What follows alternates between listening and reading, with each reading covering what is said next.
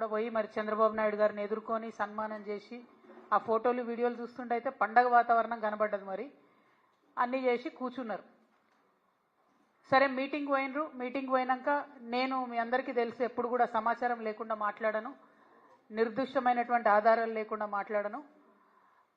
వీళ్ళు మీటింగ్కి పోయినరు, జలశక్తి మీటింగ్కి. మొట్టమొదటి అంశమే ఎజెండాలో బనకచెర్ల జరిగింది. అక్కడ మొట్టమొదటి అంశం బనకచెర్ల ఉంటే కూడా కనీసం పౌరుషం లేకుండా, సిగ్గు లేకుండా ముఖ్యమంత్రి గారు, మన ఇరిగేషన్ శాఖ మంత్రి గారు మీటింగ్ మొత్తం కూడా కూర్చొని అప్పనంగా గోదావరి జలాలని గిఫ్ట్ లెక్క చంద్రబాబు నాయుడు గారి చేతిలో పెట్టి రిటర్న్ రావడం జరిగింది. ఎంత దారుణం అంటే ఇది.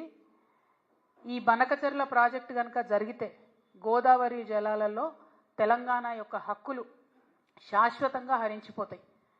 ఈ విషయం తెలుసు, ముఖ్యమంత్రి గారికి తెలుసు, ఉత్తమ్ కుమార్ రెడ్డి గారికి తెలుసు. అయినా అటెండ్ అయినరు, అయినా పోయినరు. పోయి ఉల్టా సన్మానాలు చేయించుకొని, దండలు వేయించుకొని, నీళ్లు అప్పనంగా అప్పచెప్పి వెనక్కి రావడం జరిగింది. నిజంగా ఎంత బాధ అనిపించిందంటే ఆడ చంద్రబాబు నాయుడు గారు సన్మానం చేస్తుంటే ముఖ్యమంత్రి గారి ముఖం ఆనందంతో వెలిగిపోతున్నది. కానీ నాకైతే బలీక బక్రాన్ చూసినట్టు అనిపించింది. కానీ ఇక్కడ బలయ్యేది ఎవరు? తెలంగాణ ప్రజలు. తెలంగాణ ప్రజల యొక్క హక్కులు, గోదావరి నదీ జలాల్లో శాశ్వతంగా హక్కులు కోల్పోతాం.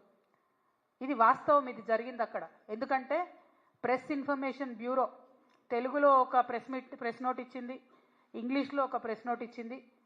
మరి వాళ్ళు పర్టికులర్గా చెప్పడం జరిగింది, ఎజెండాలో